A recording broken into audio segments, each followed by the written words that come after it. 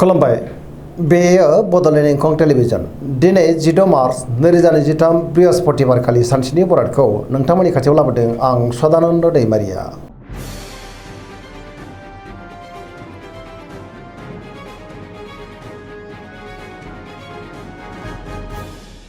सिगां फरायनो लादों मेष राशि गिबि हांखो अ ल दिनैनि साना जोबोर मोजां जेरावबो जाफुंसारगोन गोसोनि लुबैनायफ्रा जाफुंनो हागौ गुबुनजों मोजां सोमोन्दो लाखिनोबो रोंगोन बहाबा दावबायनो एबा हान्थिनो खाबु मोननो हागौ आरो मोजाङैनो हान्थिनोबो हागोन मावनो लानाय खामानिखौ थि समावनो आरो गोरलैयैनो मावफुंनोबो हागोन देहाया मोजाङै थागोन सोरबा लोगोनिफ्राय मोजां खौरां फैनोबो हागौ रांखावरियाव मोजां गोबां धोन आरजिनोबो हागोन आयाबो दिनै बांनो हागौ बेफार फालांगियाव जोबोर मोजां मुलाम्फा मोनगोन सोरबा लोगोनिफ्राय थोजासे हेफाजाबबो मोननो हागौ नखराव बिसि फिसायनि गेजेराव अननानै फैगोन बिदा फंबायनिफ्राय थोजासे हेफाजाबबो मोनगोन गुबुननि गोसोखौ गोरलैयैनो बोनोबो हागोन गोसोनि बोलोआबो बांनो हागौ लाइमोनफोरा दिनै जोबोर खुसि जागोन आरो गोसोनि साननायखौ फोरमायलायनोबो हागोन फरायसाफ्रा फरायनायाव गोसो दुंखांगोन पजिटिभ एनार्जिनि गोहोम गोग्लैनोबो हागौ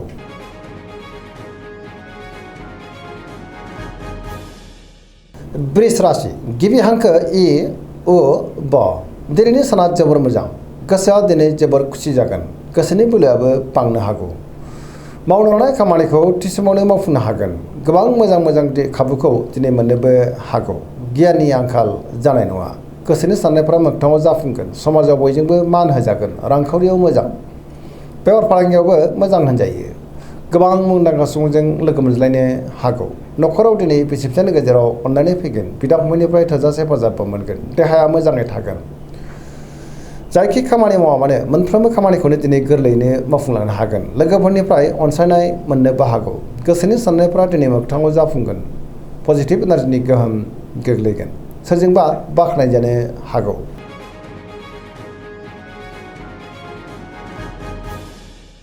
मिथुन राशि गिबि हांखो क स दिनैनि साना बारा मोजां नङा नेगेटिभ एनार्जिनि गोहोम गोग्लैनोबो हागौ गोसोनि साननायफ्रा देबार नांगोन सिगांनि बबेबा जेंनाया दिनै खस्थ' होफिननोबो हागौ गियाननि आंखाल जानो हागौ गोसोआव गोनो गोथो साननाय फैगोन देहाया दिनै मोजाङै थागोन अब्लाबो नाथाय जानाय लोंनायाव सांग्रां जानांगोन रांखावरियाव बारा मोजां नङा गोबां खहा जालांनोबो हागौ बेफार फालांगियावबो गोबां खहा जालांनो हागौ नखराव दिनै बिमा बिफानि अननाय आदरफोरखौ मोननो हागौ समाजाव मान मोनगोन गोसोनि बोलोआ नाथाय अब्लाबो लोरबां जानो हागौ मावनो लानाय खामानिखौ मावफुंनायाव माबा नङा माबा मोनसे गोरोन्थिबो जानो हागौ सोरजोंबा रायखोमा जानोबो हागौ गुबुनजों दिनै मोजां सोमोन्दो लाखिनो गोब्राब जागोन नेगेटिभ एनार्जिनि गोहोम गोग्लैनो हागौ सांग्रां जानाया गाहाम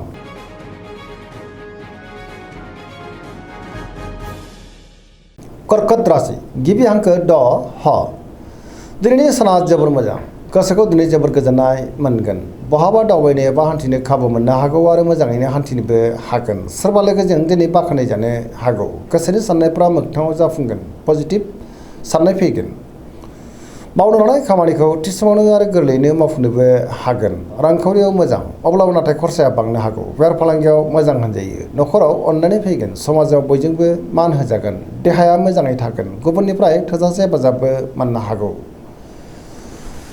लाइमोनफोरा जोबोर खुसि जागोन आरो गोसोनि साननायखौ फोरमायलायनोबो हागोन फरायसाफ्रा दिनै फरायनायाव गोसो दुंखांगोन आरो मोजां फिथाइ मोननोबो हागोन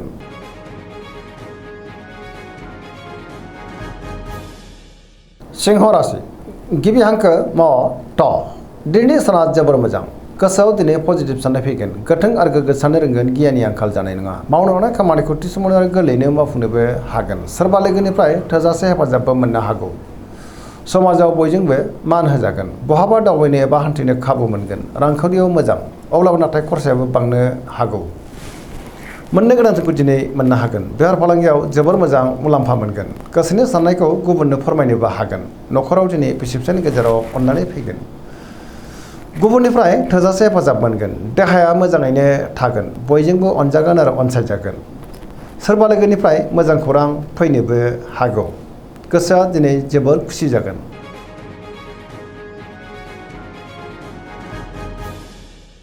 कन्या राशि गिबि हांखो प ट दिनैनि साना जोबोर मोजां बयजोंबो मोजां सोमोन्दो लाखिनो रोंगोन, गोसोआव पजिटिभ साननाय फैगोन, गियाननि आंखाल जानाय नङा, गोथों आरो गोग्गो साननो हागोन। सोरजोंबा बाख्नाय जानोबो हागौ। रांखावरियाव मोजां, अब्लाबो नाथाय खरसायाबो बांगोन। बेफार फालांगियाव जोबोर मोजां मुलाम्फा मोनगोन। देहायाबो दिनै मोजाङै थागोन। गोबां मुंदांखा सुबुंजों लोगो मोनज्लायनो हागौ। न'खराव बिसि फिसायनि गेजेराव अननानै फैगोन। गोबां खामानियाव दिनै मुखुबबो थागोन। सोरबा लोगोजों बाख्नाय जानो हागौ। पजिटिभ एनार्जिनि गोहोम गोग्लैगोन। लाइमोनफ्रा दिनै जोबोर रमान्टिक जागोन आरो गावबा गावनि गोसोनि साननायफोरखौ फोरमायलायनोबो हागोन।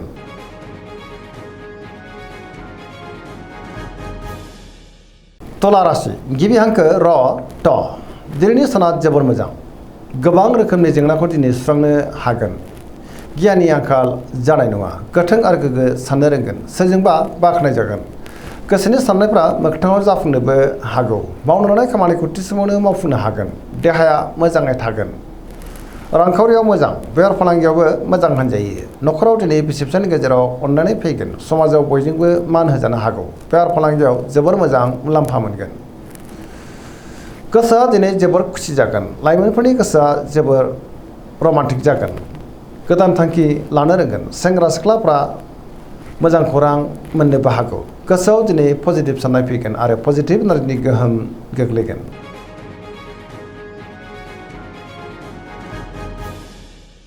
वृश्चिक राशि गिबि हांखो न स।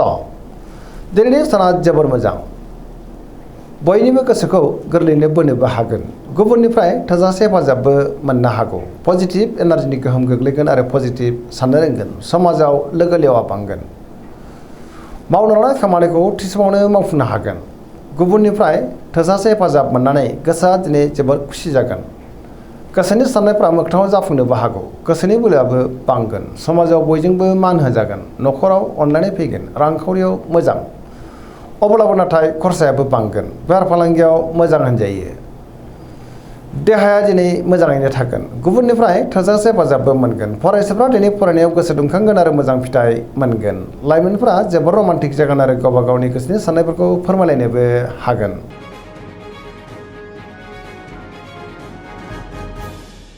धनु राशि गिबि हांखो ध फ भ। दिनैनि साना बारा मोजां नङा। गोसोखौ दिनै जोबोर गुलाय गुजाय मोनगोन। सोरबा लोगोनिफ्राय हरखाबै गाज्रि खौरांबो फैनो हागौ। मावनो लानाय खामानिखौ मावफुंनायाव माबा नङा माबा मोनसे हेंथा फैनो हागौ। गोसोनि साननायफ्रा दिनै देबार नांगोन। रांखावरियाव बारा मोजां नङा। नाङा फाङा खरसाया बांगोन। बेफार फालांगियावबो बारा मोजां नङा होनजायो। देहाया दिनै बारा मोजां थानाय नङा। जानाय लोंनायाव सांग्रां जानांगोन। समाजाव मान मोननो हागोन। न'खराव बिसि फिसायनि गेजेराव अननानै फैगोन। बहानिफ्रायबा हरखाबै नाथाय गाज्रि खौरां फैनोबो हागौ। लाइमोनफ्रा जोबोर रमान्टिक जागोन आरो गावबा गावनि गोसोनि साननायखौ फोरमायलायनोबो हागोन।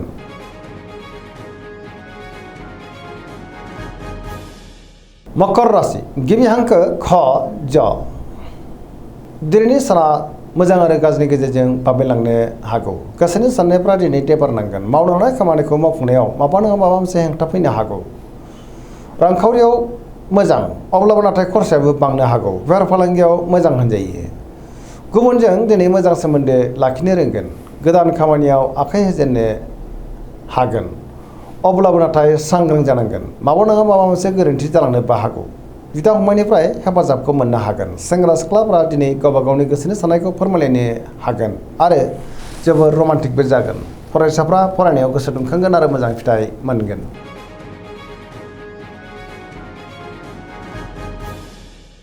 कुम्भ राशि गिबि हांखो ग स। दिनैनि साना मोजां आरो गाज्रिनि गेजेरजों बाबेनलांगोन। गोसोनि साननायफ्रा देबार नांनो हागौ। गोसोआ दिनै जोबोर उसुखुथु जागोन। मावनो लानाय खामानिखौ थि समावनो मावफुंनो हायोब्लाबो माबा नङा माबा मोनसे गोरोन्थि जालांनो हागौ। सोरबा लोगोनिफ्राय हरखाबै गाज्रि खौरांबो फैनो हागौ।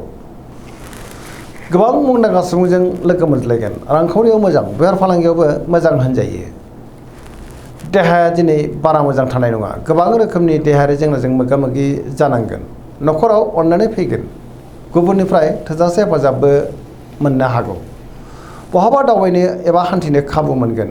अब्लाबो नाथाय नेगेटिभ एनार्जिनि गोहोमबो गोग्लैनो हागौ। सांग्रां जानाया गाहाम।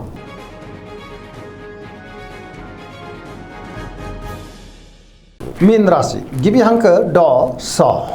दिनैनि साना मोजां आरो गाज्रिनि गेजेरजों बाबेरलांगोन। गुबुननि थाखाय नाङा फाङा जेंनायाव गोग्लैनांनोबो हागौ। गोसोआव दिनै नेगेटिभ साननाय फैगोन। गोसोनि बोलोआबो लोरबां जानो हागौ। गावनि गोसोनि साननायखौ गुबुननो फोरमायनो गोब्राब जागोन। देहाया बारा मोजां थानाय नङा। जानाय लोंनायाव सांग्रां जानांगोन। रांखावरियाव मोजां, बेफार फालांगियाव मोजां होनजायो। न'खराव दिनै अनलायनाय फैगोन। अब्लाबो नाथाय सोरजोंबा रायखोमा जानोबो हागौ। लाइमोनफोरनि गोसोआ दिनै जोबोर आला खाला जागोन।